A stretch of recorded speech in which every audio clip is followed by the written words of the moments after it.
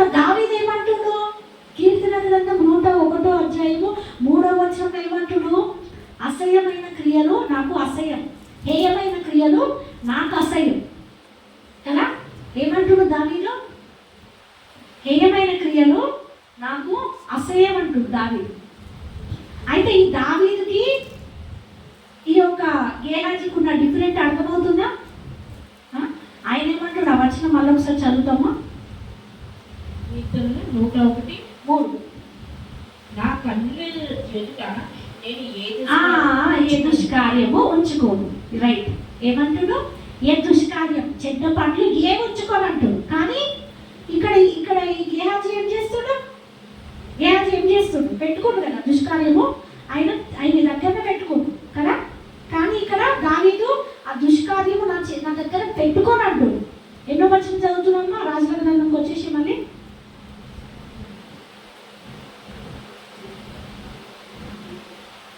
26 ద్రవ్యమును, వస్త్రములను, ఒలివ చెట్ల తోటలను, ద్రాక్ష తోటలను, గొర్రెలను, ఎడ్లను, దాసులను సంపాదించుకొనుటకు ఇది సమయమా? ఇది సమయమా? నువ్వు వాళ్ళ దగ్గర తీసుకుంటున్నావు, ద్రవ్యం తీసుకుంటున్నావు, వెండి బంగారం ఇవన్నీ తీసుకునడానికి నీకు సమయమా?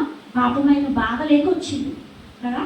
వచ్చినప్పుడు ఆయన రాజు, ఆయన ఇచ్చినప్పుడు మనం తీసుకోవద్దు. అర్థమవుతుందా? అది మనకు అవసరం అయినప్పుడు అప్పుడు మనం కబురు అంటే పంపించేస్తాడు. కానీ ఇప్పుడు మనం ఎందుకు తీసుకోవాలి? దాని మీద ఎందుకు నీకు మనసు ఉంది? ఇది సమయమా నువ్వు తీసుకోవడానికి? నీకు అర్థమవుతుందా అని చెప్పేసాను. చదువు. కాబట్టి నయమానుకు కలిగిన పుష్టు నీకును నీ సంతతికి సర్వకాలము అంటియుండును అని చెప్పగా, వాడు మంచు వలె తెల్లనైన కుష్టి కలిగి ఎలిషా యుద్ధ నుండి బయటికి వెళ్ళిపోయింది. ఏమొచ్చింది? కుష్టి రోగము వచ్చేసింది. ఎవరికి? గేహాజీ. ఆయనకు వచ్చింది కదా, ఆయనకు వెళ్ళిపోయింది కదా. ఇప్పుడు ఆయన పైసల మీద ఏం చేసిండు? దుర్బుద్ధి పుట్టి. ఈ దుర్బుద్ధి వల్ల ఏమైంది? ఆయనకు వచ్చిన కుష్టి అంట ఈయనతో ఆగలేదంట. ఈయనకి వీళ్ళ ఇంటి వాళ్ళకి కూడా వస్తుందని చెప్పేసిండు. చెప్పిన వెంటనే మొత్తం సన్నగా మంచు వలె సన్నగా కుష్టి ఏర్పడదండి. మంచు ఎట్లా కుడుస్తుంది? ఆ కుష్టి ఏర్పడగానే ఎంబటే వెళ్ళిపోయాడు. కుష్టి ఉన్నవాళ్ళు ఎవరి ముంగట నిలవరు కదా, ఎంబటే ఎలిషా ముంగడికి పారిపోయాడు. అయితే ఇప్పుడు దుర్బుద్ధి చూపించిన కుష్టి రోగము ఎట్లా వచ్చింది? అట్లా ఆ దుర్బుద్ధి పెట్టుకోకుండా ఉంటే బాగుంటుందా? దావీదు వల్లే నా కళ్ళ ఎదుట నేను ఏ దుష్కార్యము ఉంచుకోను అని ఉంటే బాగుంటుందా? ఎలా ఉంటే బాగుంటుంది? ఏ దుష్కార్యము మన ఎదుట ఉంచుకోకుండా ఉంటేనే బాగుంటుంది. పొరుగువాడి సొమ్ము పుణ్యానికి వచ్చింది మనకు కావాలి అని అంటే ఏమైపోతుంది? దానివల్ల నాశనమే అవుతుంది. అర్థమవుతుందా? అందుకని ఒక మాట చదివిస్తాను మీకు. ప్రసంగి గ్రంథము 2వ అధ్యాయము 24వ వచనం చదువు. 24, 25 చదువు.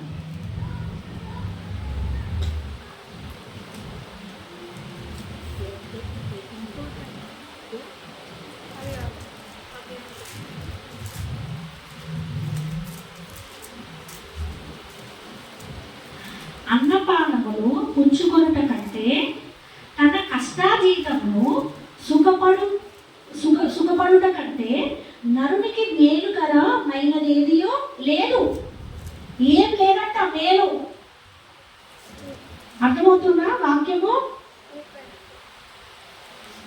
అన్నపానము ప్రసంగి గ్రంథము 2వ అధ్యాయము 24వ వచనము చదువుతున్నా.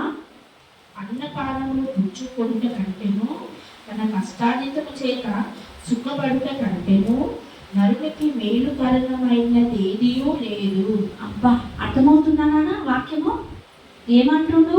అన్నపానములు పుచ్చుకొనుట కంటే తన కష్టార్జితము చేత సుఖపడుట కంటే నరునికి మేలుకరమైనది ఏది లేదు. ఏమంటుండు? తన కష్టార్జితం తను తినాలంటుండు. అన్నపానములు పుచ్చుకొనుట కంటే తన కష్టార్జితము చేత సుఖపడుట కంటే అంటే ఏమంటుండు? తన కష్టార్జితం తినమంటున్నా, పక్కనోడు తీసుకోమంటున్నా? కష్టార్జితంతో తినాలంట. అర్థమవుతుందా? మనకి ఎవరైనా పుణ్యానికి ఇచ్చినా కూడా వద్దు బాబాయ్ నీ దగ్గర పెట్టుకో అని చెప్పాలి. అంతేగాని మనము ఎవరిని కూడా పుణ్యానికి వచ్చింది ఆశించొద్దు. ఇగో ఇక్కడ క్లియర్గా చెప్తుండు, అన్నపానములు పుచ్చుకొనుట కంటే తన కష్టాజీతము చేత సుఖపడుట కంటే నరుడికి మేలేంటి? ఇంకా మేలు, అంతటి నుంచి మేలు ఇంకేముంది? అదే కదా మేలు. పొద్దున్న నుంచి సాయంత్రం వరకు మనుషులు కష్టపడేది దేనికోసం కష్టపడతాడు? జానుడు పొట్ట కోసం కదా, అవునా కదా? ఆ జానుడు పొట్ట కోసము నువ్వు తిని సుఖపడుట కంటే ఇంకేం కావాలి? ఆయన సెలవు లేకుండా భోజనం చేసి తృప్తి పడుట ఎవరికి సాధ్యము అని అంటుంది దేవుడు. చర్మమ కింద వచనం చూడాలి. ఆయన సెలవు లేక భోజనము చేసి సంతోషించుట ఎవరికి సాధ్యమో చూడు. మనకు తిండి తినాలంటే ఆయన సెలవు కావాలి, ఆయన కృప కావాలి. ఎంత చక్కగా చెప్తున్నాడు. ఆయన సెలవు లేక భోజనము చేసి సంతోషించుట ఎవరికి సాధ్యము? ఎవరికి సాధ్యం కాదు. అర్థమవుతుందా? ఆయన సెలవు ఉంటేనే మనం తినగలుగుతాం. ఆయన సెలవు లేక మనం భోజనం కూడా చెయ్యలేము. అర్థమవుతుందా? ఎంత క్లియర్గా చెప్తుంటాడు దేవుడు. దేవుడికి మహిమ. ఎంతమందికి అర్థమవుతుంది వాక్యం? అన్నపానములు పుచ్చుకొనుట కంటే తన కష్టాజీతము చేత సుఖపడుట కంటే నరునికి మేలేంది? ఇంకేంది మేలు? ఎంత సంపాదించినా మనం నీడనే పెట్టి వెళ్ళిపోవాల్సిందే. తినడము, సుఖమైన నిద్రపోవడం, తెల్లారి లేచినట్టు కష్టానికి వెళ్ళడం. కష్టపడాలి అని అంటూ దేవుడు కష్టపడకుండా ఊరుకొని తిండి పెడితే మంచిది కాదు. అర్థమవుతుందా? నేను నిన్న ప్రార్థన చేసినప్పుడు ప్రభువా సేవకు వచ్చిన ఆత్మలు ఎక్కువ మంది రావడము మందిరానికి అనేది, మళ్ళీ వచ్చినారు నిండిపోయింది మందిరం. సరిపోక పెద్ద మందిరంకి వచ్చేసినాం, కానీ వెళ్ళిపోయినాడు. నాలో ప్రాబ్లం ఉందా ప్రభువా? నేను సరైన దాన్ని కావచ్చు ప్రభువా, నేను న్యాయం చేయలేకపోతుండొచ్చు ప్రభువా అని చెప్పేసి నేను ప్రార్థన చేసుకున్నప్పటికీ, నేను ప్రార్థన దేవుడికి అడిగినప్పటికీ దేవుడు నాకు ఒక మాట గుర్తు చేయించింది. శాలిరాజుల మందిరానికి మనం వెళ్ళాం కదా, ఆయన మందిరంలో ఎంత ఉంది? మందిరమైనది పొడుగ్గా, సన్నగా, చిన్నగా ఉంది. పొడుగుంది అందులో. ఎంతమంది పడతారు? మినిమం వల్ల 50-60 మంది పడతారు కదా. ఎన్ని లెసన్ చేస్తుంది సేవ? 10 ఏళ్ళ సంది. ఎన్ని లెసన్? 2014 నుంచి చేస్తుందంట ఆయన. 14 సంవత్సరాలు 10 సంవత్సరాలు అసలు చేస్తుండ్రు. ఆయన దగ్గరనే ఎంతమంది ఉన్నారు ఒకసారి గ్రహించు. నువ్వు ఎందుకు అట్లా అపార్థం చేసుకుంటున్నావు బిడ్డ? నువ్వు ఎందుకు తక్కువ చేసుకుంటున్నావు? నేను ఎన్నుకున్న విషయంలో ఎప్పుడు కూడా మిస్టేక్ చెయ్య అని చెప్పింది దేవుడు. అర్థమవుతుందా? నేను ఎన్నుకున్న విషయంలో ఎప్పుడు కూడా మిస్టేక్ చెయ్యాలని చెప్పాడు దేవుడు. కాకపోతే దేనికన్నా సమయం ఉంటుంది. ఆ సమయోచితమైనదే దేవుడు జరిగిస్తాడు. ఇలా జరుగుతుండు అంటే దేవుడు ముందు ముందు ఇంకా గొప్ప గొప్ప కార్యాలను జరిగిస్తాడు అనేది క్లియర్గా అర్థమవుతుంది మనకు. అర్థమవుతుందా? దేవునికి మహిమ. సామెతల గ్రంథము 19వ అధ్యాయము 13వ వచనం చదువు.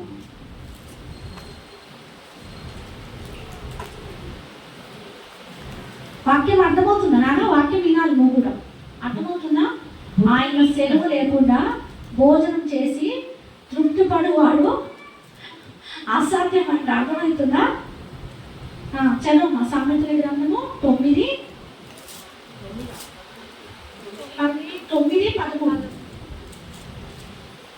బుద్ధిహీనత అన్నది బొగ్గలు పెట్టునది, అది కాము కూరలు, దేనికేమీ తెలివి లేదు. అది తన ఇంటి వాకిట కూర్చుండు, ఊరి రాజ్య వీధులలో. మళ్ళొకసారి అర్థం కాలేదు. మళ్ళొకసారి. బుద్ధిహీనత అన్నది బొబ్బలు పెట్టునది. బొబ్బలు పెడుతుంది.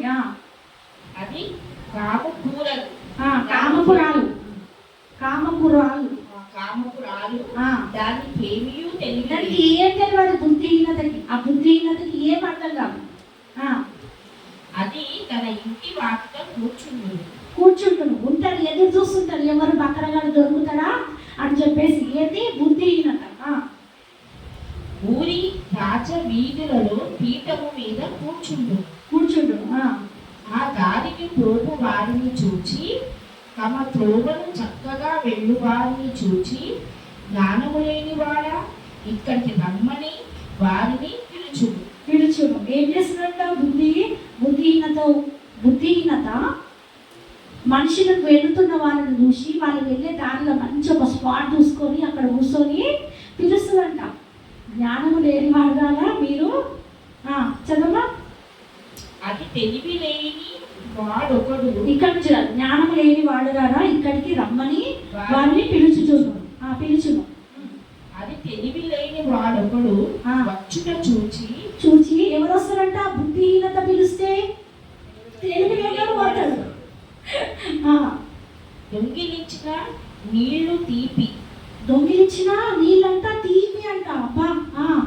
చాటున తినిన భోజనము రుచి అని చెప్పింది. బా కృష్ణవా.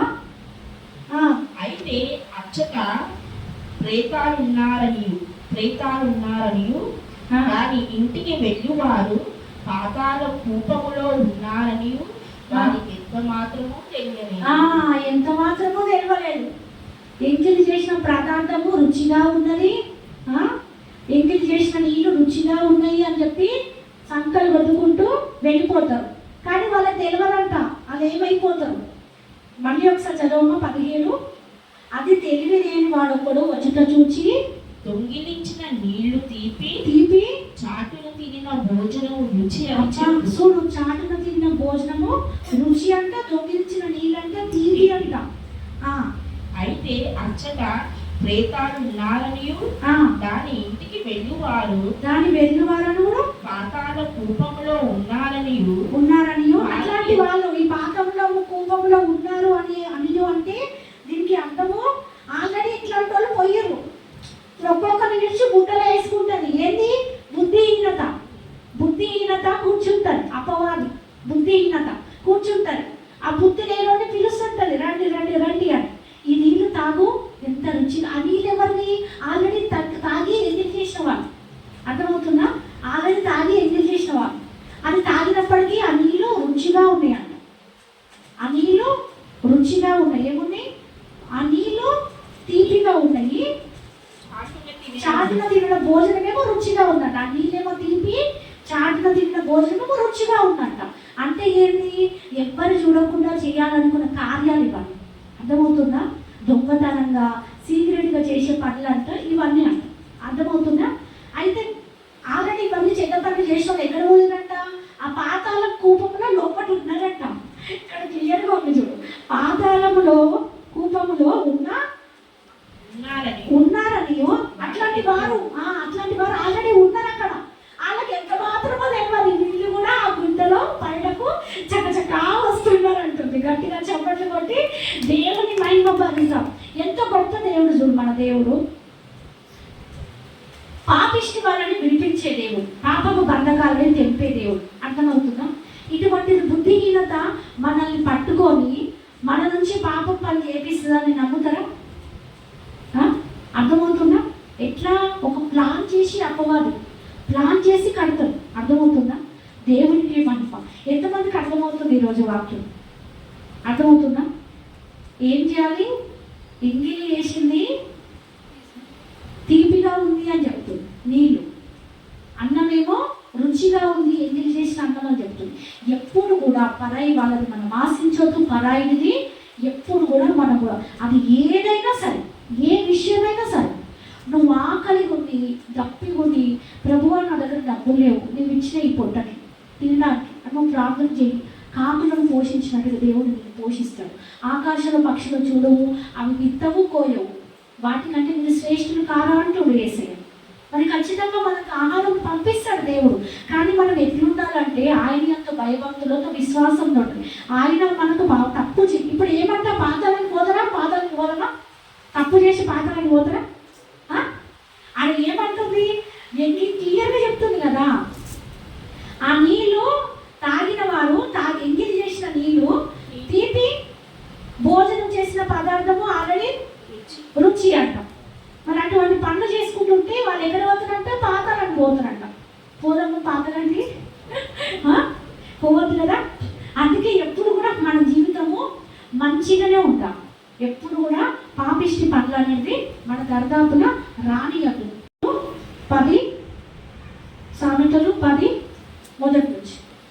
జ్ఞానము గల కుమారుడు తండ్రిని సంతోషపరచును. ఏం చేస్తాడంట? మాట్లాడుకున్నాం కదా. ఇప్పుడు తెలివివంతుల కోసం. జ్ఞానము గల కుమారుడు తండ్రిని సంతోషపరచును అంట. బుద్ధి లేని కుమారుడు తన తల్లికి దుఃఖము పుట్టించు. అబ్బా, పుట్టిస్తు చదవమా. జ్ఞానం గల కుమారుడు తండ్రిని సంతోషపరచును. బుద్ధి లేని కుమారుడు తన తల్లికి దుఃఖము పుట్టించును. భక్తిహీనుల ధనము వారికి లాభకరము కాదు. అబ్బా, ఏంటంట? భక్తిహీనత ధనము వాళ్ళకి లాభకరణము కాదంట. వాక్యం చాలా కేర్ఫుల్గా వినండి. భక్తిహీనత అంటే మన మందిరం సమయాన్ని దొంగిలించి మనం సంపాదించుకోలేకపోతే అది వాళ్ళకి లాభకరణము కాదు. మనం ప్రార్థన చేయకుండా నువ్వు ఏ పని చేసినా అది వాళ్ళకు లాభకరణము కాదు. భక్తిహీనత అంటే అదే. అవునమ్మా లక్ష్మి, అంతేనా? భక్తిహీనత అంటే ఆయనను విడిచిపెట్టి భక్తి లేకుండా ఉండడమే భక్తిహీనత అంట. అర్థమవుతుందా? వాళ్ళు సంపాదించిన సంపదనమంట లాభకరణం కాదంట. అలా క్లియర్గా చెప్తున్నాడు.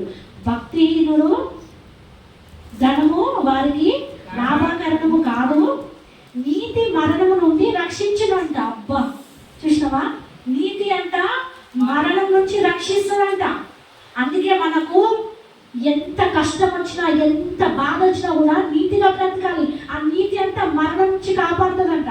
గట్టిగా చప్పట్లు కొట్టి దేవుని మహిమపరుస్తాం. దేవునికి మహిమ. హల్లెలూయా. ఏమంటున్నా? నీతి మరణను రక్షించును అంట. అర్థమవుతుందా? నీతి మరణను రక్షిస్తారు. అయితే మనకు చచ్చిపోవాలని ఉంటుందా, బ్రతకాలని ఉంటుందా? బ్రతకాలని ఉంటుంది కదా. బ్రతకాలని ఉంటే ఎట్లా బ్రతకాలంట? నీతిగా బ్రతికితే మరణం నుంచి దేవుడు తప్పిస్తాడంట. మీరు కొన్ని యాక్సిడెంట్లు చూస్తే ఎంత ఘోరంగా చితకబాదినట్టు కార్లు డ్యామేజ్ అయినా కూడా వాళ్ళు లోపల బ్రతుకుంటారు. అప్పుడు వాళ్ళని చూసి అమ్మ ఎంత నీతిగా బతికిరో, ఎంత నీతిమంతులో వీళ్ళు అని అందరూ వాళ్ళ కోసం మాట్లాడుకుంటారు. తెలుసా? ఒకసారి జరిగింది ఇక్కడ ఆరోగ్యంలో జరిగింది. ఒకసారి చాలా పెద్ద యాక్సిడెంట్ జరిగింది. కారు తుక్కులంతు కూడా లేదు, మొత్తం ఇట్లా రుజు. కానీ లోపల ఉన్న నలుగురు ఉన్నారంట, ఒక్కరికి ఏం కాలేదంట. ఎంత నీతిమంతులైతే దేవుడు దూతలు రక్షణగా ఉంటే, నీతిమంతులకు దేవుడు దూతలు రక్షణగా ఉంటే నాన్న, దేవుడు భక్తిహీనులకి ధనం అనేది వాళ్ళకి నిలవదంట. అర్థమవుతుందా? భక్తిహీనులు ధనము నిలవలేని చెప్తున్నాడు దేవుడు. అందుకే నువ్వు మందిరం వదిలేసి మనం పని చేసుకుంటే వస్తుందా లాభము? చెప్పు. వాక్యం అబద్ధం కాదు కదా, అవునా? వాక్యము నిజము, దేవుడు నిజం, అవునా? మనం చెప్పేది నిజం. మన వాక్యము అబద్ధం కానప్పుడు మనం ఆ రోజు ఆదివారం సమయం ఇంట్లో కూర్చుంటే దానివల్ల నీకు వచ్చే సంపాదన మరి మనకి నిలుస్తుందా? నిలవలని చెప్తుంది దేవుడు క్లియర్గా కదా. అందుకే కదా మా బతుకులు మేము చేర్చుకోనప్పుడు ఏం లేకుండా ముష్టలు లేకుండా ఎప్పుడు ఇబ్బందులు, బాధలు, ఏడుపులు, కష్టాలు ఇవే ఉన్నాయి. నేను ఇంత స్ట్రాంగ్గా బల్లగుండి ఎందుకు చెప్తున్నా? నేను వినిపింపబడ్డా, ప్రార్థన చేసుకున్నా, దేవుడి శక్తిని చూసినా, ఆయన శక్తి నేను పొందుకొని ఒక దైవజనుడి శక్తి చూసి ఆయన తల మీద చేసేస్తే మనుషులు కింద పడిపోతుంటే నాకు ఆ శక్తి కావాలని మోకాల్లో ప్రార్థన చేసి భోజనం పొందుకొని ఆ శక్తి పొందుకొని ఇప్పుడు దేవుడిలో నిలబడలేనా కదా. మన ఇంట్లో జరిగినప్పుడు దేవుడు వాక్యం నిరర్ధకం ఎట్లయింది కాదు కదా. దేవుడు విడిచిపెట్టినప్పుడు సంపదనం లేదు. దేవుడు మందిరం సమయాన్ని దొంగిలించి సినిమాలు షికారు తిరిగినప్పుడు సంపదనం లేదు. కానీ ఎప్పుడో దేవుడిలో భక్తి చేసిందో అప్పుడు దేవుడు మొత్తం ద్వారం, దేవుడు నువ్వు సెట్ అయ్యే వరకు ఆయన చూస్తావు. నువ్వు ఎప్పుడైతే ఆయన వైపు మలుతావో డోర్స్ ఓపెన్ అవుతూనే ఉంటాయి. సంపదను ఊహించినంత సంపదను నేను ఊహించలే. రోజుకి 5,000 సంపాదిస్తాను. ఒక్కొక్క 5,000 అది బేసిక్. ఒక్కొక్క రోజు 7,000, 8,000 కూడా చేసినాను. నిజంగా చెప్తున్నాను. సీజన్ టైంలో 7,000, 8,000 కూడా చేసినా. నేను ఊహించలేదు. నేను అడిగింది ఎంత 2,000 వస్తుందాలు రోజుకి అనుకున్నా. వచ్చిందంత 5,000. ఊహించినట్టుగా దేవుడు నీకు ఇస్తాడు. కానీ నువ్వు ఏం చేయాలి? అంత భక్తి చేయాలి, ప్రార్థన చేయాలి. వాక్యము నాకు మిస్ కావద్దు. మా దైవజనుడు నోటి నుంచి దేవుడు మాట సూటిగా నాతోనే మాట్లాడు. తెలుస్తుందా నీ మాటలు గుచ్చుకుంటున్నాయా? నాకు చెప్తుడు దేవుడు నాకున్న జీవితాన్ని సరి చేస్తున్నాను అనిపిస్తుందా? అనిపిస్తలేనా? అనిపిస్తుంది. అయితే ఈ మాటలు నాకు దేవుడు బోధిస్తాడు. నేను వినాలి ఖచ్చితంగా.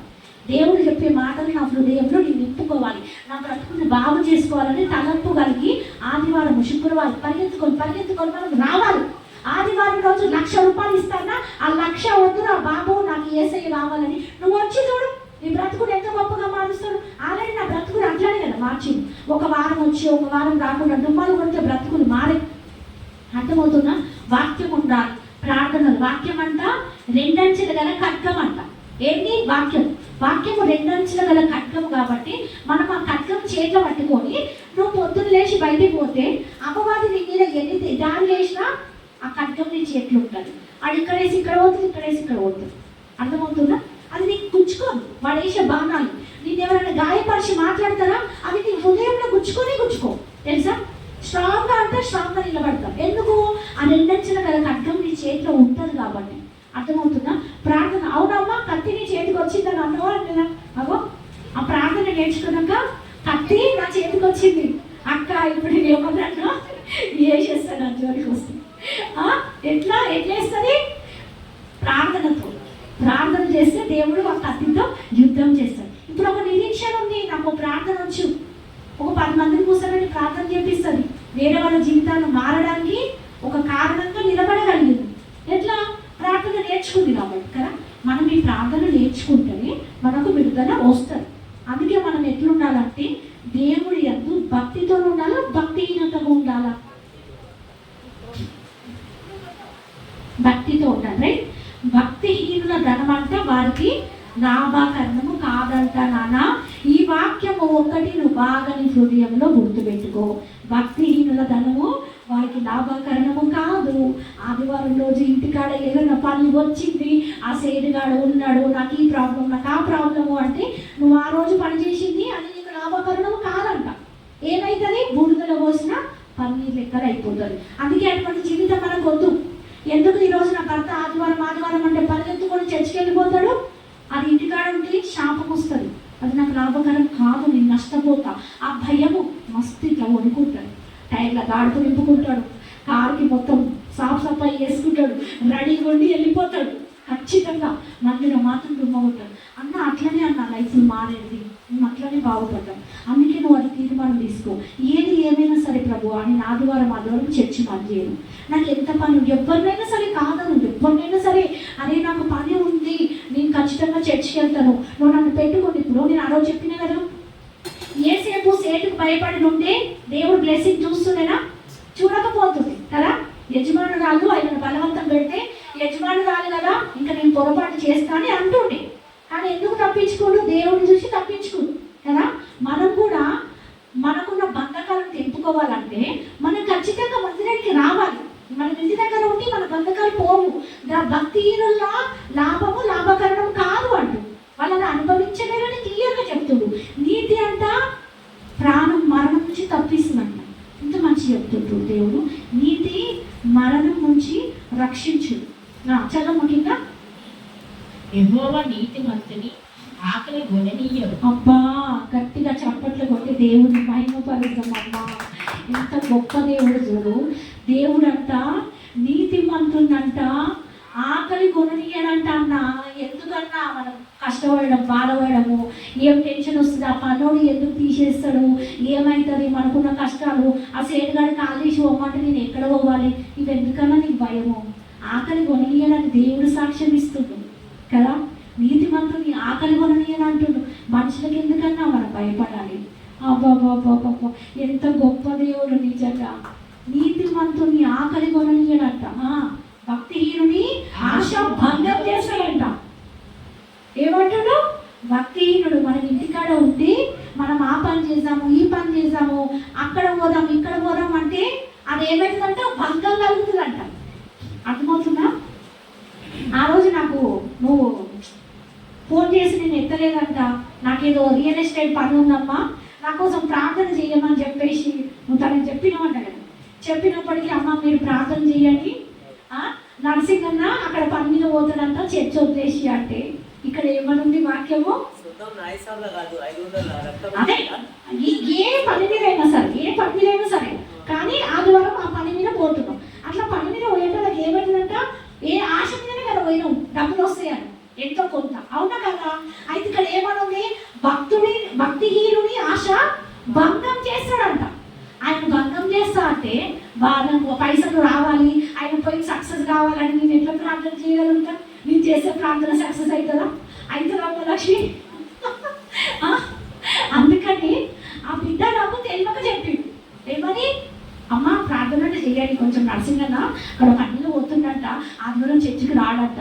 అవునా సరే మంచిదని నేను గమనించాను. ఆయన తెలియదు వాక్యం తెలుస్తేనేమో ఆదివారం డుమ్మ కొంటే అది శాపము అది విషయము తెలియదు.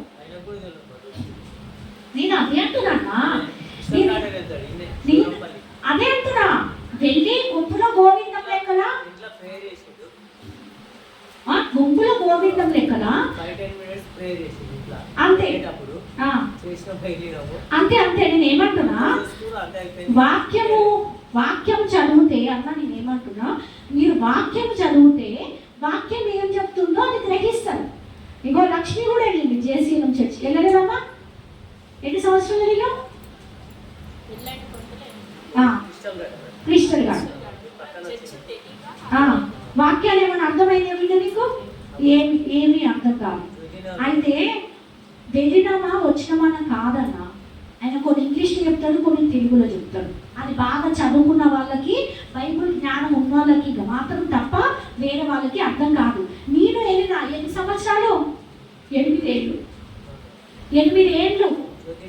అది క్రిస్టల్ గారు 8 ఏళ్ళు వెళ్ళినా ఒక్క వాక్యములో బలపడదు, ఒక్క వాక్యం నన్ను పట్టుకోలేదు. కానీ ఒక 50-60 మంది ఉన్న సంఘముగా నన్ను దేవుడు పట్టుకున్నాడు. గట్టిగా చప్పట్లు కొట్టి దేవుడిని. మనము సంఘము పెద్దగా కావాలి, ఇంతమంది జనాలు ఉంటేనే మన వాక్యం అర్థమవుతుంది. అంత పెద్ద దైవజనుడని మనం పోతే వాక్యము మనకు అర్థం కాదు. ఆ తక్కువ మంది ఉన్న దైవజనుడి దగ్గరికి నేను వెళ్ళినప్పుడే నాకు అర్థమైంది.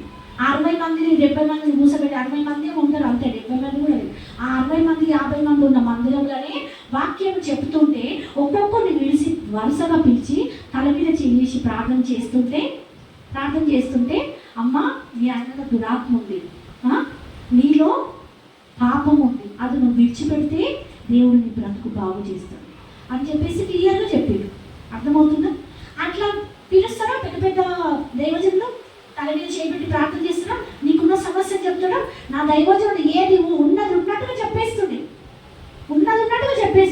ఇప్పుడు దేవుడు మనకు అదే పవర్ ఇచ్చిండు. అట్లాగే చెప్తున్నామా లేదా? తల మీద చేయబెడితే ఎవరికి ఏ ప్రాబ్లమో చెప్తుండే. చెయ్యి పెట్టకుండా కనీసం ఫోన్లో ప్రార్థన చేస్తే కూడా చెప్పేస్తుండే దేవుడు. అవునా కదా? మనం ఇంత గొప్పగా కార్యం చేస్తున్న దేవుడి దగ్గర మనం ఎట్లా ఉండాలి? భక్తిహీనతగా ఉండాలా, భక్తితో ఉండాలా? భక్తిహీనుని ఆశ భంగం చేస్తాడంట. మనం ఆదివారం చర్చ వదులుకొని మనం ఏదో పెళ్ళికోవాలనుకున్నా, మనం ఎక్కడ పోవాలనుకున్నా, పైసలు సంపాదించడానికి పోవాలనుకున్నా, ఏ విషయానికి పోయినా కూడా దాన్ని అంతా దేవుడు ఏం చేస్తాడంట? భంగం చేస్తాడంట. అర్థమవుతుందమ్మా? వాక్యము ఏం చేస్తాడు? దాన్ని భంగం చేస్తాడు. కింద చదువు. బద్ధకముగా పని చేయువాడు దరిద్రుడగును. ఏం చేస్తాడంట? ఏమవుతుందంట? బద్ధకంగా పనిచేసేవాడంట దరిద్రుడు అవుతాడంట. గట్టిగా చప్పట్లు కొట్టి దేవుని మయం పరుస్తాం. చప్పట్లు కొట్టండి. ఏం చేస్తున్నాడు? వెనకాల కూర్చోండి. ఏంటంట? మన జన్మమ్మా బద్ధకముగా పనిచేయువాడు దరిద్రుడగును. బద్ధకంగా పనిచేసినా, బద్ధకంగా ప్రార్థన చేసినా, బద్ధకంగా వాక్యం చదవకపోయినా ఏమైపోతాడు? దరిద్రుడు అయిపోతాడు అంట. క్లియర్గా, ఎంత క్లియర్గా ఉంది చూడు వాక్యం. అదే శ్రద్ధ కలిగి అన్న జాగ్రత్తగా వినండి వాక్యం. శ్రద్ధ కలిగి ఉన్న వాడంట ఐశ్వర్యవంతుడు అవుతాడంట. ఎంత గొప్ప దేవుడు! ఎట్లా పోయినా మనం అల్వాళ్ళకి మందిరానికి ఎంత శ్రద్ధ కలిగి ఆదివారము శుక్రవారము శ్రద్ధ కలిగి పరిగెత్తుకొని పోయి ఆదివారము ఏ పని వచ్చినా కూడా, చావులు వచ్చినా పెళ్ళిళ్ళు వచ్చినా కూడా పోకుండా శ్రద్ధ కలిగి దేవుడి దగ్గరికి పోయి. అర్థమైందా? ప్రార్థన ఎట్లా చేసినాం? శ్రద్ధ కలిగి ప్రార్థన చేసినాం. అవునా? బద్ధకము కలగా పనిచేసిన వాడంట దరిద్రుడు అవుతాడంట. శ్రద్ధ కలిగిన వాడు ఐశ్వర్యవంతుడు అవుతాడు. ఆడు పని విషయంలో కానీ, ప్రార్థన విషయంలో కానీ, అర్థమవుతున్నా వాక్యం చదివే విషయంలో కానీ. ఎప్పుడు ధనవంతులు చేసిందా దేవుడు దరిద్రులు చేసిందా? ధనవంతుడు శ్రద్ధగా దేవుడిని వెతుకుతే ఏమైపోతూ చెప్తుంది కదా. పాలు కావాలని లేదా? మనం పాలు కావాలని లేదా? ఆశ అనిపిస్తలేదా? ఇంత క్లియర్గా దేవుడు, శ్రద్ధ కలిగిన వారు ఐశ్వర్యవంతులు అవుతారంట. మనం శ్రద్ధగా ప్రార్థన చేసుకోవాలి. ఏది ఏమన్నా సరే అవతలని మోకాలు వేయాలి. ఈ మాట వింటుంటాడు దేవుడు, నా మాట వింటాడన్న ప్రార్థన చేసి నాకు జవాబు వస్తుందన్న ఇటువంటి అభ్యంతరాలు పెట్టుకోవద్దు మన మనసులో. నువ్వు మోకాలు వేసినామంటే కథం అంతే. దానియాలు మొదటి రోజు ప్రార్థనని ఆయన సన్నిధికి చేరింది అని ఆ రోజు వాక్యం వినిపించినవి, అవునా కదా? మరి మనం ప్రార్థన చేసి జవాబు ఎందుకు దేవుడు ఇస్తాడా? ఇవ్వడా? ఇస్తాడు కదా. దేవుడు మనకి ఐశ్వర్యవంతులు చేస్తానని చెప్తుండ్రు. శ్రద్ధ కలిగిన వారికి, బద్ధకస్తులు కాదు. ప్రార్థన చేయకుండా బద్ధకంగా ఉంటే దరిద్రత పొందుకుంటాం, వాక్యం చదవకుంటే దరిద్రత పొందుకుంటాం, పని పోకుంటే దరిద్రత పొందుకుంటాం. అర్థమవుతుందా? శ్రద్ధ కలిగి మనము ఆయనను వెతుకుతే వాళ్ళని ఏం చేస్తాడంట?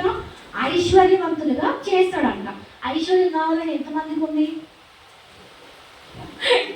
ఉందాము ఐశ్వర్యం కావాలని.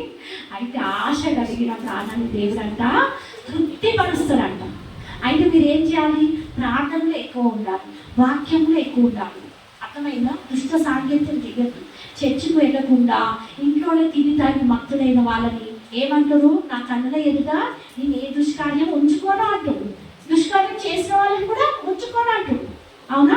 అటువంటి వాళ్ళకి మనము దూరంగా ఉండి దేవుడి యొక్క భయభక్తులు కలిగి మనం ఉన్నామనుకో, దేవుడు మన జీవితాన్ని బాగు చేస్తాడు. మొదటి తిమోతి రాసిన పత్రిక 4వ అధ్యాయము 7వ వచనంలో ఉంటుంది. 4:7 ఐ థింక్ అనుకుంటాను.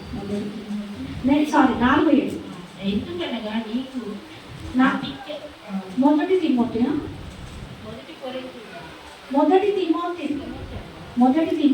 4:7 అపవిత్రమైన ముసలమ్మ ముచ్చట్లు విసర్జించి దైవభక్తి విషయంలో ఏంటంట? నీకు నువ్వే సాధన చేసుకోమంటాడు దేవుడు. అర్థమవుతుందా అన్న? బయట ఎవరైనా అమ్మలక్కలు ముచ్చట్లు పెట్టిరనుకో, ఆ ముచ్చట్లు మనం వినొద్దు. దేవుడు ఇక్కడ అదే చెప్తుంది. అపవిత్రమైన ముసలమ్మ ముచ్చట్లు విసర్జించి దైవభక్తి విషయంలో నీకు నువ్వే సాధన చేసుకోమంటాడు. మొదటి తిమోతి 4వ అధ్యాయం 7వ వచనంలో చాలా క్లియర్గా వినండి మాట. అపవిత్రమైన ముసలమ్మ ముచ్చట్లు విసర్జించి దైవభక్తి విషయంలో నీకు నువ్వే సాధన, నీకు నువ్వే మనమే చేసుకో. నాకేమైనా చెప్పిందా? అమ్మ సుజాతను సేవ చేయాలి. మా దైవజనుడు చెప్పిందా నాకేమన్నా? అమ్మ సుజాతను ప్రార్థన చేయాలి. నాకు నా బంధకాలు పోయేవరకు చెప్పిండు. నా బంధకాలు పోయినాక నాకేం చెప్పలేడు ఆయన, నిజమే చెప్పలేడు ఆయన. కానీ నేను ఏం చూసినా, నా బంధకాలు తెప్పివేసిన దేవుడిని నేను విడిచిపెట్టద్దు. నేను కృతజ్ఞత కలిగి నాకు ఇంకా బ్లెస్సింగ్ కావాలని నేను ఇంకా చేస్తాను. ఇప్పుడు ఎవరైనా మనకు ₹1,00,000 వచ్చినాయి అనుకో, ఇంకో 1,00,000 సంపాదించడానికి ప్రయత్నం చేస్తామా మానేస్తామా? కదా. మరి అట్లాంటప్పుడు నా బంధకాలు పోయినాక ఇంకా మంచి బ్లెస్సింగ్ కావాలని చేస్తాం కదా. అఫ్కోర్స్ ప్రార్థన ప్రతి మంత్లో అట్లనే చేసుకుంటాను కదా. నేను అట్లనే చేసినాను. కానీ నా దైవజనుడు చెప్పాలి. ఎన్నోసార్లు మందిరంలో అందరి ముంగట అంటుంది, సుజాతకు నేను చెప్పను ప్రార్థన చేయమని. ప్రతి నెల వచ్చి బిడ్డలను తీసుకొని లగేజ్ సర్దుకొని వచ్చి ప్రార్థన చేసేసుకుంటారు. ఆమెను వచ్చేస్తుంది. మీరేమో చెయ్యరని మీ ఎంబడి మొత్తుకొని రావాలి నేను, కానీ మీరు చెయ్యరని వేరే వాళ్ళని గద్దిస్తుంది మా దైవజనుడు. తెలుసా? ఇంత భక్తి చేసిన సుజాత చనిపోయిపోయింది, సేవకురాలు వెళ్ళిపోయిందని అందరికీ మందిరంలో ఆశ్చర్యం. తెలుసా? ఆశ్చర్యం అంటే ఆశ్చర్యం. ఇప్పుడు ఒకరోజు ఆయననే నా కోసము చెప్పేటట్టుగా దేవుడు ఆయనను డిజైన్ చేస్తాడు. అర్థమవుతుందా? మనం అట్లా ఉండాలి. మనం ఆశీర్వాదం పొందుకొని నేనేం చేసినా మా దైవజనుడి దగ్గరికి నేను నేర్చుకున్నా. నువ్వేం చేయాలి? నా నుంచి నేర్చుకొని నువ్వున్న ఏరియాలో నువ్వు సువార్త చేయాలి. అర్థమవుతుందా? గట్టిగా చెప్పట్లు కొట్టి దేవుని మహించచ్చు. ఇంకొక సువార్తని ఎదుగుంటాడు అన్న దేవుడు. నమ్ముతున్నావా? నువ్వు వాక్యం బోధిస్తావని నమ్ముతున్నావా? నమ్ముతలేవా? చెప్పు, నిజంగా నమ్ముతలేవా? దేవుడు నీకు ఇప్పుడు నాకు కూడా అప్పుడు కాలేదు, కానీ ఇప్పుడు నిలబెట్టుకోడు. 2 సంవత్సరం వరకు నన్ను నిలబెట్టుకోడు. అయితే నిన్ను నిలబెట్టుకుంటాడని ఒక నిరీక్షణ కలిగి నీకు ఉందా లేదా? నువ్వు ప్రార్థన చేసి దేవుడు నీకు విడుదల ఇస్తాడు. నాకు విడుదల ఇచ్చినట్టుగా నీకు ఇస్తాడు. నిన్ను ఒక సువార్థకుడిగా నిలబెట్టుకుంటాడు అని నువ్వు నమ్మితే నీకు పట్ల జరుగుతుంది. నువ్వు ఎట్లా చేయాలి? నా వల్ల నువ్వు ప్రార్థన చేయాలి. అర్థమవుతున్నా? మనం ఎత్తి మీద గణేటి పెట్టుకొని మోయమని చెప్తానే కదా దేవుడు. నా భారము సులువుగా ఉంటుంది అంటు, నా కాడి సులువుగా ఉంటుంది, మీ కాడి నాకు ఇవ్వండి, నా కాడి మీరు ఎత్తుకోండి అంటుంది. ఏ కాడి? సువార్త కాడి. అర్థమవుతుందా? ఆయన వాక్యంలో మనం ఉండాలి. అదే ఆయన కోరుకుంటుంది. లాస్ట్ ఇక్కడ గ్రంథము 19వ అధ్యాయము 28వ అధ్యాయము 19 నుంచి 20 వరకు చదువు. తన పొలము సేద్యము చేసి కొను వానికి కడుపు నిండా అన్నము దొరుకుతుంది. ఏంటంట? తన పొలము సేద్యము చేసుకునే వారికంట కడుపు నిండా అన్నం దొరుకుతుందంట. చూడు, వ్యర్థమైన వాటిని అనుసరించిన వారికి కలుగు పేదరికము ఇంత కాదు. ఏంటంట? వ్యర్థమైన దానికి వాక్యం అర్థమవుతుందా? వ్యర్థమైన వాటిని అనుసరించు వారికి కలుగు పేదరికము ఇంత కాదు. ఇంతంతా కాదు. అవుతున్నాను. మనలో ఒకసారి చదవమా? తన పొలము సేద్యము చేసుకున్న వారికి కడుపు నిండా అన్నం దొరుకుతుంది. మనం కడుపు నిండా ప్రార్థన చేసుకొని వాక్యం బాగా చదువుకుంటే అటువంటి వాళ్ళకు దేవుడు బ్లెస్సింగ్ ఇస్తాడు. నీకు పని వెతుక్కుంటూ వస్తుంది. అర్థమవుతుందా? ఆశీర్వాదము వెతుక్కుంటూ నీ దగ్గర. మనము నేను ఏమంటున్నా అంటే డబ్బు డబ్బు అని మన డబ్బైనా పరిగెత్తే అవసరం లేదు. మనం ప్రార్థన చేస్తూ వాక్యం చదువుకుంటుంటే డబ్బు నేను వెతుక్కుంటూ వస్తుంది నాన్న. అది మీరు నమ్మండి. నేను ఒక్క రూపాయి సంపాదిస్తున్నా, నాకు కావాల్సినవి వస్తలేవా? చక్కటి వస్త్రాలు కట్టుకుంటలేనా? చక్కగా భోజనం చేస్తలేనా? కావాల్సినవి వస్తలేనా? వస్తలేవా? నేను పనికొస్తున్నానా? పోనీ ఏమన్నా మందిరం మీద ఎక్కువ డబ్బులు వస్తున్నాయా? మందిరం మీద వచ్చే డబ్బులు రెంట్ కూడా అవునా కదా? రెంట్ కూడా అవునా? మరి అటువంటిది మరి నాకు అడిచినట్లు వెళ్తున్నాయా? మరి దేవుడు ఇస్తాడు. ఆయన ప్రార్థన చేస్తే వాక్యం చదువుతాయి, నీ డబ్బులు నడిచి వస్తుంది. నీ దగ్గర ఇట్లా బై వాక్ నడుచుకుంటూ వస్తుంది. అర్థమవుతుందా? అది ప్రార్థనలో ఉంటేనే తెలుస్తుంది నీకు ఇది. అప్పుడు నీకు నమ్మకం కూడా కదులుతుంది. ఇప్పుడు నీలో ప్రార్థన లేదు, జీవం లేదు. ప్రార్థన ఉంటే జీవం ఉంటుంది. అర్థమైందా? నేను ఇన్ని రోజులు సరే భోజనం చేయకుండా ఉపవాస ప్రార్థన చేస్తున్నా. నాలో ఎట్లా కనిపిస్తుంది? నీ జీవం కొననా? జీవం కొననా? జీవం కదా? ఎన్ని రోజులు అవుతుంది? 45 రోజులు. ఇవ్వాలంటే ఒక్క పూట భోజనం చేస్తుంటున్నా అంటే ఎట్లా ఉన్నది నీకు చెప్పు? ఒక్క పూట భోజనం చేసి కదా? మరి దేవుడు ఆకాశాల పక్షుల కంటే మనం శ్రేష్టం అంటు. మనకు కావాల్సినవి ఇస్తాడు. నాలో ప్రార్థన ఉంది, నాలో జీవం ఉంది కాబట్టి నేను ఏమి లేకున్నా కూడా ధైర్యంగా ఉంటాను. దేవుడు ఇస్తాడు ఆ సమయానికి. ఎవరినో ఒకరిని పిలుస్తాడు, ఎవరో ఒకరు సహాయం చేస్తాడు. అట్లా డిజైన్ చేసుకుంటాడు. అర్థమైందా? ఇప్పుడు నా భర్త అనుకుంటాడు నేను లేకుంటే నేను లేదని, నువ్వు లేకుంటే నీకు తాత. అర్థమవుతుందా? కానీ నా దేవుడు ఎవరినో ఒకరిని నా కోసం డిజైన్ చేసుకుంటాడు. అర్థమవుతుందా? ఎస్తేర్ని ఆ ప్రజల్ని విడిపించుకోవడానికి ఎస్తేర్ని నిలబెట్టుకోలేదు దేవుడు. నిలబెట్టుకోలేదా? ఏసేపు ఆ ఒక అన్నదమ్ములందరూ ఆకలి కొని ఉన్న వాళ్ళకి వాళ్ళందరికీ భోజనం ఇవ్వడానికి ఏసేపుడు మాత్రం నిలబెట్టుకుంది దేవుడు. నిలబెట్టుకోలేదా? వాళ్ళందరూ ఆకలి ఆ ఊర్లో కరువు వచ్చేస్తే వీళ్ళ దగ్గరికి వచ్చినప్పటికీ ఆహారం ఇచ్చాడు దేవుడు. అర్థమవుతుందా? తన బిడ్డలకి నీతి మంత్రులను ఆకలి కొనని అని అంటుంది కదా ఆయన వాక్యము.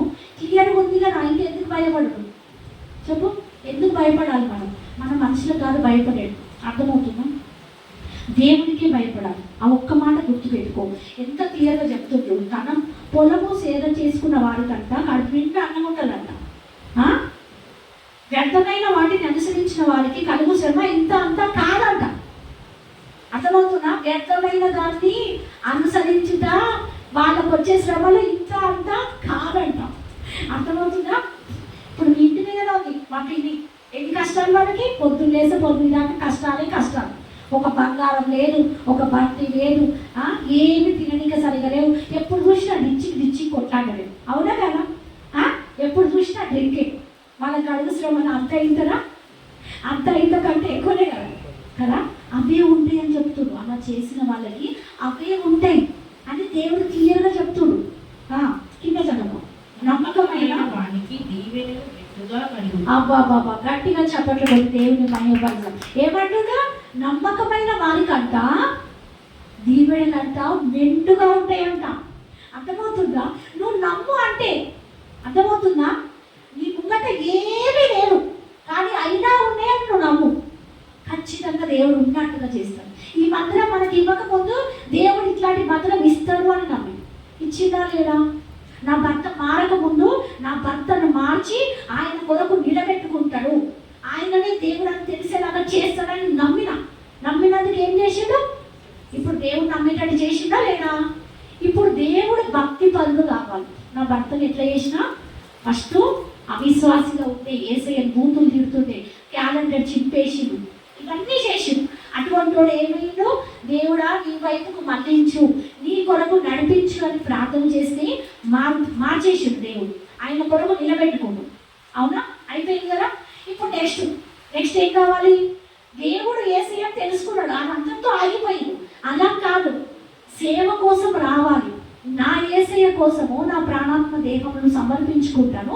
నేను ఈ లోకము కోసం కాదు, ఈ లోకము కోసము బలి అయిన నా ఏసయ్య కోసం బతుకుతా అని నా భర్త అనుకోవాలి. అర్థమవుతుందా? అటువంటి జీవితం ఆయనకు రావాలి అనేది నా ఆశ. అర్థమైందా? ఆయన ఇప్పుడు ఇది చేసిన దేవుడు అది చేయడమ్మా? ఇది చేసిన దేవుడు మొత్తమే వంగని మోకాలిని వంగించిండు. దేవుడు ఏసయ్యాన్ని తెలిసినట్టు చేసిండు. ఇది చేసిన దేవుడు అది చేయడం. కానీ సమయం ఆయన ఇప్పుడే తెలుసుకోండు. జస్ట్ అర్థమైనా? ఇప్పుడే జస్ట్ తెలుసుకోండు దేవుడు అని కదా. నేనంటే ఎప్పుడో తెలుసుకున్నాం, ఆయన ఇప్పుడే తెలుసుకున్నాడు. సో కాబట్టి పోనీ ఇంకా ఆయన లోకంలో ఆనందిస్తుడు. సేవకు రావాలనే ఆశ నా అంత లేదు. ప్రార్థన చేయాలి, ఎక్కువ ప్రార్థన అని చెప్పేసి లేదు. ఇప్పుడు మా ఆయనకు వస్తున్న బ్లెస్సింగ్ నన్ను బట్టి దేవుడు ఇస్తుంది. మీరు నమ్ముతారో నమ్మరో. ఆయన చేసే ప్రార్థన ఎంతసేపు చేస్తాడు? 5 minutes లోపే ఉంటుంది ప్రార్థన. ఆయన ఇట్లా మోకాలు వేస్తే నేను ఇట్లా కిచెన్లో పోయి ఇట్లా టీ పెట్టి ఇట్లా మళ్ళీ దాకా తింటుంటాను. అంతే ఆశీర్వాదం ఏంటి వస్తుంది చెప్పు. కానీ నేను రాత్రి పగలు దేవుడి దగ్గర గోజాడుతున్నా కాబట్టి నేను సేవ, నాకు ఒక మాట ఇచ్చింది కదా దేవుడు, బిడ్డ నువ్వు నా సేవ చేయి, నీ భర్తని డబల్ బ్లెస్సింగ్ నీకు ఇస్తాను, నీకు సంపదనము ఇస్తాను, నీకు ఏ విషయంలో నీకు కానీ నీ బిడ్డలు కానీ ఏ ఇబ్బంది కలగదు బిడ్డ, నువ్వు నా సేవ చేయాలి దేవుడు మాట ఇచ్చిండు. ఆయన మాట మీద ఆయన ఉన్నాడు. ఆయన చేసిన ఆయన చేయకపోయినా ఆయనకి ఇచ్చే ఆశీర్వాదం ఇస్తాడు. అర్థమవుతుందా? కానీ ఆయన పూర్తిగా కూడా సేవకు వచ్చేస్తాడు. కానీ కొంచెం సమయం పడుతుంది. దేనికన్నా దేవుడు నన్ను ఇంకా హెచ్చించాలని చూస్తుండో, తర్వాత ఆయన రప్పించాలని చూస్తుండో, ఆయన ఆలోచనకు మన ఆలోచనకు పొత్తు లేదు. అర్థమవుతుందా? అందుకనే నీతిమంతులను దేవుడు ఆకలిగొని అని అంటూ భక్తిహీనుల ఆశ భంగం చేస్తాడు. చూడండి బిడ్డ, మీరు మందిరానికి కొట్టుకొని ఇంటికాడ కూర్చుంటే మనకు ఆశీర్వాదం రాదు. ఆశీర్వాదం రాకుండా ఇప్పటి వరకు నీకున్నది అంటే తప్పు నీదా ఏసయ్యదా చెప్పు? నీదే కదా. ప్రార్థన చేసుకొని వాక్యం చదువుకొని దేవుళ్ళు మనం బలంగా ఉంటే మనం వెతికిన ఆయన ఏమంటుండో, ఆయనని వెతికిన వారికి దొరికే దేవుడు ఆయన. అవునా? నీతిమంతులని ఆకలి కొనని. ఈ ఒక్క మాట చాలా గట్టిగా పట్టుకుంది తెలుసా? ఏ మాట? నీతిమంతులని ఆకలి కొనని అన్నాను. నాకు ఏం కావాలో నాకు కావాల్సినవి నన్ను వెతుక్కుంటూ వచ్చేస్తుంది తెలుసా? నాకు ఏం కావాలంటే నాకు కావాల్సినవి వెతుక్కుంటూ వస్తుంది. మీరు నమ్ముతున్న నమ్మరు. ఇదివరకు నేను సేవకు రానప్పుడు ఏమన్నా పైసలు అడగాలంటే మా ఆయనకి నాకు కొనుక్కోవడానికి ఏమన్నా అవసరానికి నేను అడగకపోతుంది. అర్థమవుతుందా? నా సొంతంగా నేను కొనుక్కుంటుంది. ఆయనకు ₹1 అడగకపోతుంది. ఎందుకంటే నేను సంపాదించుకుంటుంది. అటువంటిది ఇప్పుడు సేవకు వచ్చినాక నేను ఏం సంపాదించకుండా నాకు ఇది కొనుక్కుంటా, నాకు డబ్బులు కావాలంటే ఇమీడియట్లీ వేస్తుంది. అవునా? వేస్తుంది ఇమీడియట్గా. ఎందుకు? దేవుడి కోసం నిలబడితే ఆయనకు కావాల్సినది ఇస్తాడు మనకి. మనం ప్రార్థన చేయాలి. ప్రార్థన చేయకుండా ప్రభు అన్న కష్టం తీర్చు, అయ్యో కష్టం తీర్చడానికైనా నేను ఉన్నా బాబోయ్ అంటుంది. అయ్యో బాబోయ్ నీ కష్టాలు తీర్చడానికైనా నేను వచ్చిన, రక్తం కాచి ప్రాణం పెట్టి ఈ భూమికి నేను వచ్చిన నీ కష్టం తీర్చడానికి. కానీ మీరు నా వైపు మలుతునే కదా, నేను మీ వైపుకు మళ్ళీ అని చెప్పేసి దేవుడు అంటుంది. మీ దోషము మీకును మీ దేవుడికి అడ్డంగా వచ్చేను అంటుంది. మీ పాపము మీకును మీ దేవునికి ముఖంకి, దేవుడి ముఖం మీకు కనిపించకుండా అడ్డంకి వచ్చిందట. నేను ప్రార్థన చేసి ఆ ఒక తేజో మహిమ ఎట్లా ఉంటుందో వెళ్తురో ఆ వెళ్తురు నా ముఖం మీద వస్తుంది. నమ్ముతుందా?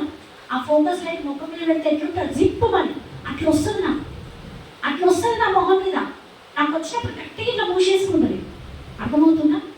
అటువంటి వెలుగు చూసినప్పుడు ఏదో మీరు ఎప్పుడైనా చూసినమ్మా? చూడండి, ఈ వెలుగు ఏంటి? పరిశుద్ధాత్మ శక్తి. ఈ వెలుగు, ఆ వెలుగు నేను విశ్వాసిగా ఉన్నప్పుడే వచ్చింది నాకు. కానీ అది శక్తి అని నాకు తెలియదు. నేను విశ్వాసిని కదా, నాకు తెలియదు.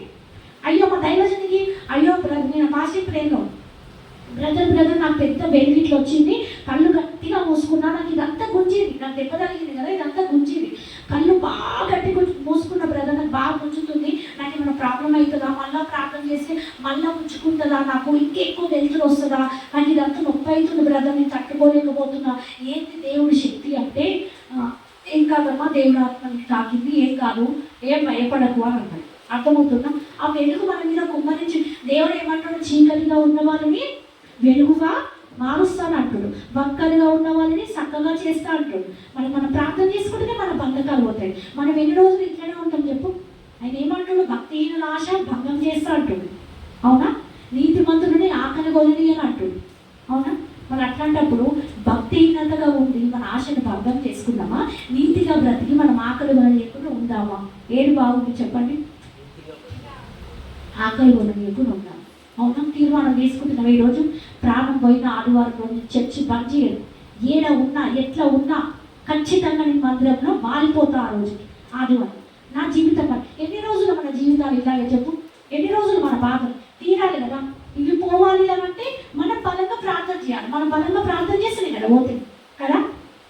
చేద్దామా? ఈ రోజు నుంచి గట్టిగా ప్రార్థన, ఖచ్చితంగా వాక్యంలో ఉన్నట్టుగా మనం బ్రతకాలి. వాక్యమే ఆధారం చేసుకొని మనం బ్రతకాలి. అర్థమవుతుందా? నీ వాక్యము నాకు తోమకు వెలుగై ఉన్నది. దేవుడు వాక్యం, ఆయన వాక్యం చెప్పినప్పటికీ మనకు తెలుస్తూ ఉంటుంది మనల్ని ఏది సరి చేసుకోవాలి. ఈ వాక్యంలో ఎన్నుకుంటాను. నువ్వు తప్పు చేయాలంటే నీ చేతులు గజ గజ గజ గజ వణుకుతాయి. అర్థమైందా? తప్పు చేయడానికి సపోర్ట్ చేయాలి, నీ బాడీ సపోర్ట్ చేయాలి. అర్థమవుతుందా? అర్థమవుతుంది కదా? తప్పు చేయడానికి నీ బాడీ సపోర్ట్ చేయాలి. మనిపించేస్తుంటుంది. అర్థమవుతుందా? ఈ వాక్యాల వల్ల అమ్మ బాబోయ్ వద్దు, ఈ చెయ్యించిన దేవుడు ఈ చెయ్యి తీయగలుగుతాడు, ఈ కన్ను ఇచ్చిన దేవుడు కన్ను తీయగలుగుతాడు, అయ్య బాబోయ్ నాకొద్దు అని చెప్పి ఆయన శక్తి చూసి నేను సరెండర్ అయిపోయాను. మనం ఎట్లా కావాలి? సరెండర్ కావాలి అన్నట్టు. అర్థమవుతుందా? మనం ఎట్లా అంటే ఆయనకు లోబడి విధేయత చూపిస్తే మనకు కావాల్సినవన్నీ దేవుడు ఇస్తాడు. ఈ వాక్యం దేవుడు దీవించును గాక. ఆమె గట్టిగా చప్పట్లు కొట్టి దేవుడు ఆయన కలిగిన